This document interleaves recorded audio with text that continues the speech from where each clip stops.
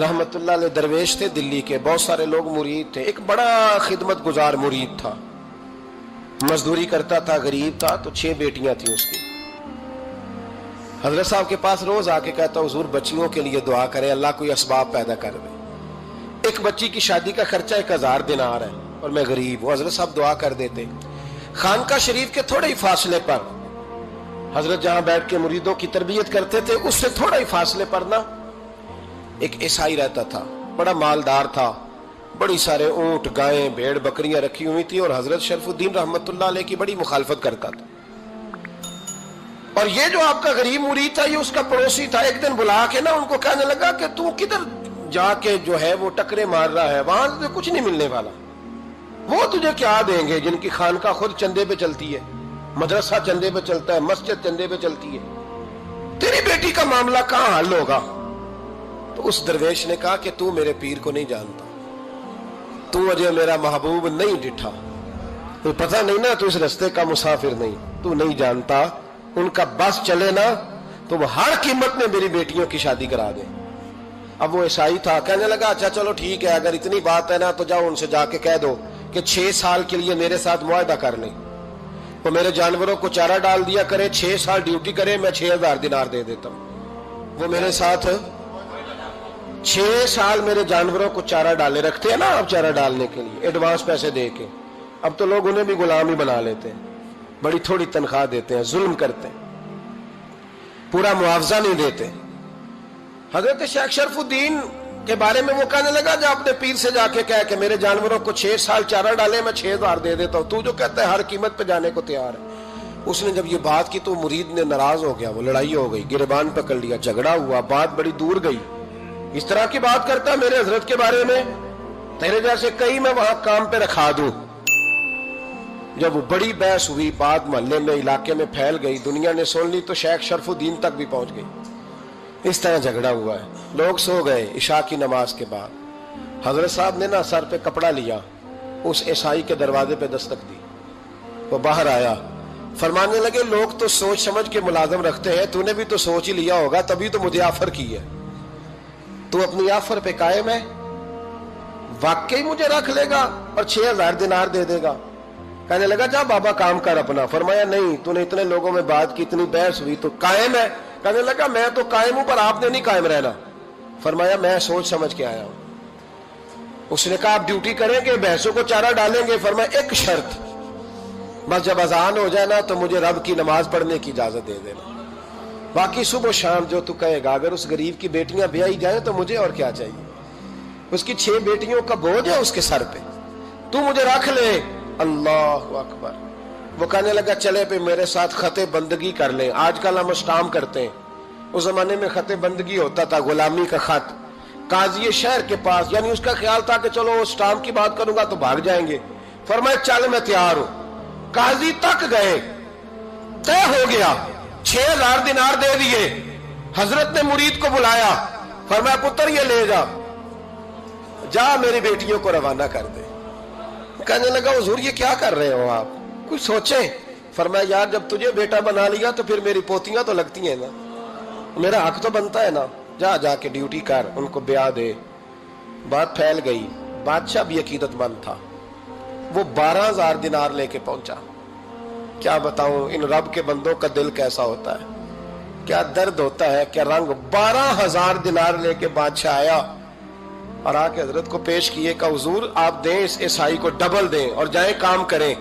आप फरमाने लगे तू पैसे दे, शर्तें ना लगा, मेरा जहां दिल करेगा मैं खर्च करूंगा, मुझे तो मजा ही अब आने लगा है, अभी तो लुत्फ आ रहा है, अभी तो जायका आया है कुछ करने का, पैसे देने या तो दे, पाबंदी ना लगा, जहां मेरा दिल करेगा मैं। उसने कहा हुजूर ठीक है रख ले।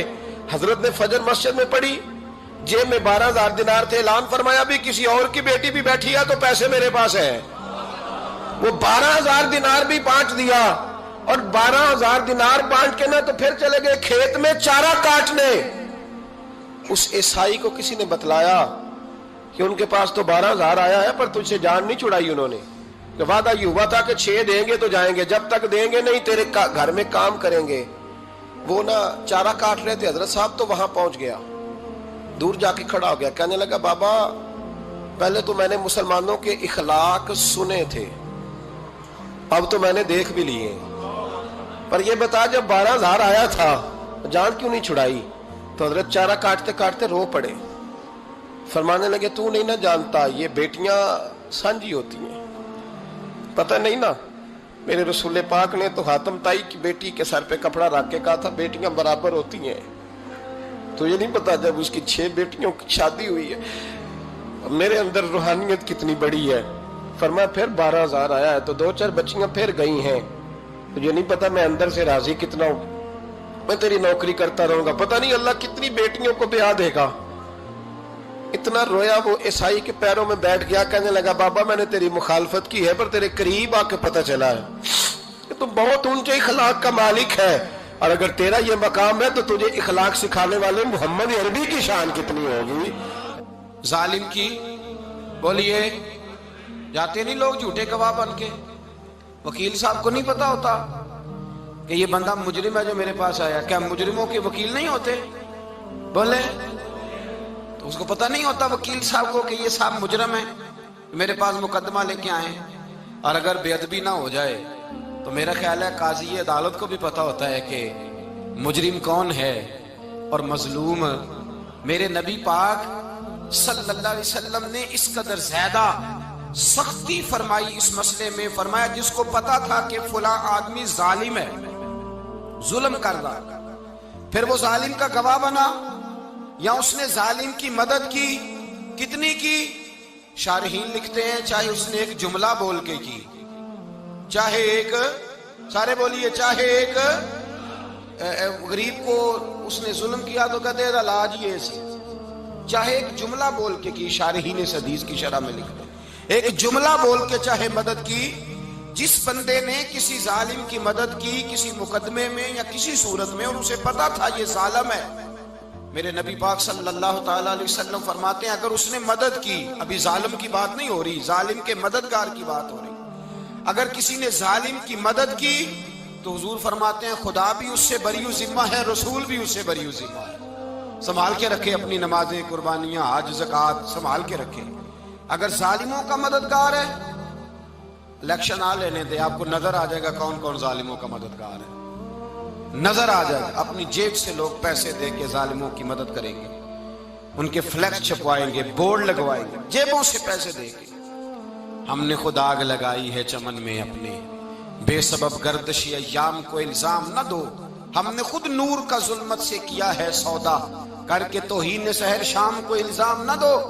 ظالموں کے مددگار میدان میں آ گئے، یہ چھوٹا لفظ نہیں، میرے حبیب پاک صلی اللہ علیہ وسلم نے فرمایا جو ظالم کا مددگار ہے سن لے جو سجن کے ساتھ کچہری جاتا ہے، وہ یاد رکھے جو دوست کا گواہ بنتا ہے، وہ یاد رکھے جو کہتا ہے میں مانگی گیا تھا، مجھے بلایا گیا تھا قبضہ چھڑانے کے لیے کسی غریب بیوہ کی جائیداد پہ، کب وہ سن لے تو مدد کر کے نہیں آیا، تو خدا کے ذمے سے نکل گیا ہے۔ رسول پاک نے فرمایا تیرا میرا تعلق ختم ہو گیا، تو ظالم کا مددگار ہو گیا، پھر تو کہتا میں بے چین ہوں، میں بے قرار ہوں، میں آزمائش کا شکار ہوں، پلٹ کے دیکھ تو صحیح تیرا گناہ کتنا بڑا ہے۔ میرے نبی پاک صلی اللہ علیہ وسلم کا ایک اور فرمان سن لیں، ابن ماجہ ابو داؤد میں موجود ہے، اس حدیث کو آپ نے یاد کر لینا ہے، کر لیں گے انشاءاللہ، سارے کہیے انشاءاللہ کر لیں گے یاد۔ حضور صلی اللہ علیہ وسلم نے فرمایا اگر تو ظالم کی مدد کرے گا نا، یہ لفظ دل کی تختی پہ لکھ لینا، یہ مکافات عمل ہے، مکافات عمل دنیا، ادھر کرو گے تو ادھر بھرو گے۔ فرمایا اگر تو کسی ظالم کی مدد کرے گا، سن لے حضور کا فرمان ہے، اگر تو ابن ماجہ ابو داؤد سیاہ میں موجود ہے، فرمایا اگر تو کسی ظالم کی مدد کرے گا تو رب تعالیٰ مرنے سے پہلے پہلے تیرے اوپر بھی ظالم کو مسلط کر دے گا، تیرے اوپر بھی ایک دفعہ ظلم ضرور ہوگا اگر تو ظالم کی، وہ کسی صورت میں بھی ہو سکتا ہے، کسی صورت میں بھی تیرا بیٹا ہی اٹھ کے ظلم کر دے گا، تو الجھ جائے گا، کسی نہ کسی جگہ تیرے لیے تباہی کا سامان ہوگا، تیرے اوپر ظلم ہوگا، اس لیے کہ تو ظالموں کا مددگار ہے۔ چاہیے یہ تھا کہ تو مظلوم کی مدد کرتا، انسانی ایمانی یقین کا فریضہ سر انجام دیتا، تو ظالموں کا مددگار ہو گیا۔ ٹٹول کے دیکھ لیں، رزلٹ نکال کے دیکھ لیں، ہمارے زمانے میں ظالموں کے مددگار زیادہ ہیں، اتنی لمبی زبانیں نکال کے ظالموں کی مدد کرتے ہیں، بڑے بڑے کالم نویس اللہ نے انہیں قدرت دی لکھنے کی، تو اپنا قلم ظالموں کی مدد میں خرچ کرتے ہیں۔ وہ لوگ جن کو اللہ تبارک و تعالیٰ نے قدرت دی، ہمت دی، طاقت دی، کچھ لوگ ان کے حلقہ احباب میں، وہ اپنے لوگوں کو استعمال کر کے ظالموں کی مدد کرتے ہیں، ظالموں کی مدد کرتے ہیں۔ میرے نبی کریم سید عالم نور مجسم صلی اللہ علیہ وسلم نے فرمایا، اگر تو نے ظالم کی مدد کی تو جب تک تو توبہ نہیں کرے گا رب تجھ سے ناراض ہی رہے گا۔ اللہ تجھ سے، او بھائی جس سے رب بھی ناراض ہو گیا، نہ کھانا نہ پینا نہ سونا نہ جاگنا نہ نیند، پھر تیری ہر چیز تیرے لیے آزمائش ہو جائے گی، پھر تیرا سایہ بھی تیرے لیے خوف کا سامان بنے گا، پھر زندگی جیتی جاگتی لاش بن جائے گی، تو اپنے کندھوں پر اپنی میت اٹھائے پھرے گا جب تو ظالم کا مددگار ہوگا۔ اور نبی پاک صلی اللہ علیہ وسلم نے فرمایا ظالموں کا مددگار بھی ظالم ہوتا ہے، ظالموں کا مددگار بھی، سارے بولے ظالموں کا مددگار بھی نہیں، کو نہیں، آپ سارے نہیں بولے، ایک دفعہ بولے ظالموں کا مددگار بھی، پکی بات ہے، ظالموں کا مددگار بھی۔ اللہ اکبر، جس کا یارانہ ہو، جس کا دوستانہ ہو، جو کہے میں نے نا اس کو اوکھے ویلے کے لیے ظالم کو یاد رکھا ہوا ہے۔ کبھی مشکل میں رکھے نہیں ہوئے لوگوں نے ظالم دوست، کہتے میں نے رکھے ہوئے ہیں، بلکہ ہمارے دیہات میں تو کہتے ہیں میں نے بازو بنائے ہوئے ہیں۔ کس کو بازو بنا لیا؟ ظالم بھی کبھی بازو ہوتا ہے، جو ظلم کی تلوار لیے میدان میں کھڑا ہے۔ قارون، حامان، فرعون، نمرود کا حال نہیں لوگوں نے دیکھا؟ اپنے زمانے میں آپ نے کتنے لوگ نہیں دیکھے جن کے سائے سے، آواز سے لوگ کانپتے تھے؟ پھر پولیس کی گاڑیوں میں وہ اس طرح مردہ پڑے کہ دنیا نے تماشا دیکھا ان کا۔ یہ رنگ ہم نے دیکھے نہیں اپنے آنکھوں سے۔ فرمایا ظالم کا مددگار بھی، جو کار میں بٹھا کے لے کے گیا وہ بھی ظالم، جس نے چائے پلائی وہ بھی، جس شخص نے کھانا کھلایا وہ بھی، جو کچہری تک ساتھ گیا وہ بھی، جس نے فلیکس کے نیچے، بڑے شرابی کے نیچے چھوٹی اپنی فوٹو لگائی وہ بھی، جو ووٹ کی پرچی ڈالنے گیا وہ بھی۔ کہہ دینا باہر نکل کے کہ حضرت صاحب نے سیاسی تقریر کی ہے، کہہ دینا، پر بات تو سچی ہے نا۔ خو کرے ہم تو سے تھوڑا سا گلا بھی سن لے، خو کرے ہم تو سے تھوڑا سا بھی گلا۔ امام مالک کے پاس ایک بندہ آیا، اس نے کہا حضور میں درزی ہوں، ایک ظالم بادشاہ مجھ سے کپڑے سلواتا ہے، میں تو ظالموں کا مددگار نہیں نا۔ ایک ظالم بادشاہ مجھ سے، حضور میں تو مددگار نہیں نا ظالموں کا، جو فرمایا ظالموں کا مددگار بھی ظالم ہوتا ہے، تو کپڑے لے کے آتا ہے میں سی کے دے دیتا ہوں، ذمہ داری نہیں۔ ایک آدمی دکاندار ہے، اس سے کوئی بندہ چیز خریدنے آئے گا تو تھوڑی کہے گا میں نے نہیں دینی، تو دے گا۔ کوئی بندہ اگر کسی شخص سے کوئی کام کہتا ہے جو اس کی فیلڈ ہے، اس کا شعبہ ہے، اس کا معاش کا وہ سلسلہ ہے، کہتے ہیں یا رسول اللہ صلی اللہ علیہ وسلم ظالموں کا مددگار بھی ظالم، حضور نے فرما دیا۔ تو امام مالک سے بندے نے مسئلہ پوچھا، دل کی تختی پہ لکھنے والی باتیں ہیں، کہا حضور میں درزی ہوں، ظالم کپڑے سلواتے ہیں، میں تو مددگار نہیں نا۔ امام صاحب کہنے لگے نہیں، مددگار تو وہ ہوگا جو تجھے سوئی دھاگا فراہم کرے گا، تو پورے کپڑے سی کے دیتا ہے، تو خود بہت بڑا ظالم ہے، تو پورے سوٹ سی کے دیتا ہے، تو بہت بڑا ظالم خود ہے۔ مددگار تو وہ ہوگا جو تجھے دھاگا دے گا، جو تجھے بٹن دے گا، جو تجھے نلکی دے گا۔ جو ظالم سے اتنی نفرت، ظلم کر کے بندہ آئے، یہاں تو ہمارے زمانے میں ہیرو بن جاتے ہیں لوگ، ظالم ہیرو ہے، لوگ اس سے ڈرتے پھرتے ہیں، گھومتے پھرتے ہیں، اور بہت سارے کم مزاج لوگ اس کے پیچھے ہاتھ باندھ کے پھرتے ہیں۔ ظالموں کی مدد کرنا، ظالموں کے ساتھ رہنا، یہ ظلم ہے، ظلم، یہ زیادتی ہے۔ میرے نبی پاک صلی اللہ تعالی علیہ وآلہ وسلم نے ارشاد فرمایا، یاد رکھو رب فرماتا ہے میں مظلوم کی مدد ضرور کروں گا، چاہے جلدی کروں چاہے دیر سے کروں، میں مظلوم کی مدد۔ اور حضور صلی اللہ علیہ وسلم نے فرمایا ہے، حضرت معاذ بن جبل کہتے ہیں حضور نے مجھے یمن کا گورنر بنایا، جب میں جانے لگا نا تو حضور نے بڑی نصیحتیں کی، بخاری میں موجود ہے، فرماتے ہیں جب میں پلٹنے لگا تو میرے رسول نے فرمایا معاذ ایک منٹ ٹھہر جا، ایک بات میری یاد رکھنا، اس کو نہ بھولنا۔ کہا حضور کیا؟ فرمایا دیکھنا کسی پہ ظلم نہ کر بیٹھنا، کہیں تجھ سے زیادتی نہ ہو جائے۔ محبوبہ پھر حضور نے فرمایا سن میرے معاذ، میں تجھے گورنر بنا رہا ہوں، زیادتی نہ کر بیٹھنا۔ یا رسول اللہ صلی اللہ علیہ وسلم کیا ہوتا ہے؟